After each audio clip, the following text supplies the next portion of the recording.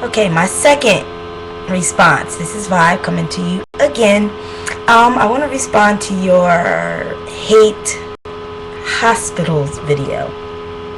Okay, here's why I hate hospitals. Number one, I have a 5-year-old. My 5-year-old has cerebral palsy and seizure disorder, which is basically epilepsy. He has seizures. This is due to hospital negligence. I was pregnant, went to the video store, thought my water broke, got outside of the video store. My then 5-year-old realized that it was not my water, it was actually blood. I was hemorrhaging. Long story short, got sent to the hospital. My doctor had some conflict with the way that the hospital was treating medical assistance patients. He wanted to get me sent to another hospital. The hospital didn't want to send me. They wanted to keep me. Long story short is, my uterus is shaped like a heart shaped. That means that my walls are too small for the baby to pass through. I had what you call my uterus was just too, it couldn't handle it. So what was happening, I had placenta previa. My placenta was dropping, so it was dropping and dropping. The baby was going further and further down in my walls. Long story short, my child was gone for a whole 11 minutes. He did not take his first gasp of air until he was 11 minutes old. I mean, no breathing, no pulse, no nothing.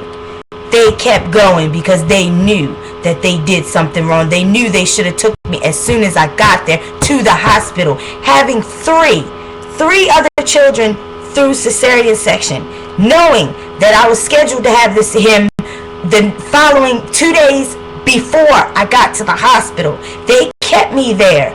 They kept me there from the 14th. He was born on the 18th. They kept me from the 14th to the 18th. They never fed me. I couldn't get water. I couldn't even get a paper towel to put in my mouth. You understand what I'm saying? I hate hospitals. I go to them because I have to. I go to them because it's my duty as a mother to take my child to the hospital. And I have to go in there with them when they have to go to the hospital. My son got his femur broken. That's the bone right here. Mind you, the day after my mother passed away. The day after my mother passed away, my son got his femur broken. And I had to spend that whole entire time, that grieving process, that understanding, that realizing, that shock period in the hospital, watching my child, my 10-year-old, go through this horrific thing. And the doctors drugged him so much. Do you not understand? I understand that a child has pain and everything, but to drug my child to where he wakes up in the middle of the night and he's thinking bugs is crawling on him and he's all paranoid and stuff, no. That's one thing I don't do. So if I don't have to take them to the hospital and I can deal with it, I deal with it. I don't take them to the hospital. I don't even like the doctors, because the doctors, they act like and treat you like they known you your whole entire life, and they're around you 24/7, or they're around your child 24/7 to know. My son has cerebral palsy and epilepsy. I have to take him to the doctors periodically. Do you under the stress, the anxiety, the bipolar, the everything that I go through, I still have to take him to the doctors. And every time I go to the doctors, they want to say something smart. Maybe they just don't understand. Maybe they don't know. They don't have, if you don't have a child that has these special needs, you don't know what it's like to have to go to the doctors, to have to go to the hospital. If it was originally people that worked there's fault. I mean, I feel you, B. Scott. I hate hospitals. I'm not even going to say hate.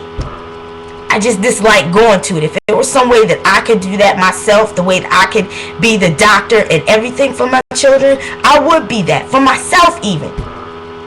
But that's just me. That's my reason why I hate going to the hospital. Why I hate going to the doctors. I don't hate these people. I just hate going there because of what it represents. They know nothing about you.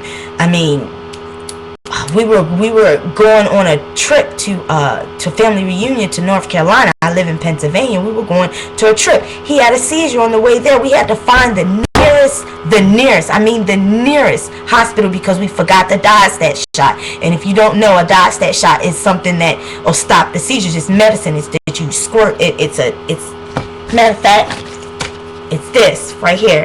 This is a Diastat shot. This is the shot that I have to give him. We did not have one of these, so we had to take him to the nearest hospital. The hospital, I told him, I know him. If you give it to him, it's been 20 minutes. If you give it to him in the shot, he'll be fine. They didn't want to. They tried everything they could to separate me and my husband so that we were away from our child, so that they could pump him full of what they wanted to. They wanted to fly him to some other hospital. We stuck our ground and was like, no, you're going to give him the shot. They gave him the shot. They gave him the medicine we told him they would give him. He calmed down. It stopped. It ceased. It calmed down. So then they didn't want to discharge him. They wanted to send him to a special hospital. So we had to put our foot down and be like, no, we're his parents and we're going to take him out of here. We had to sign away all rights. Well, you have to sign this paper that if something happens, you did it without we didn't want him to leave and you let him leave anyway.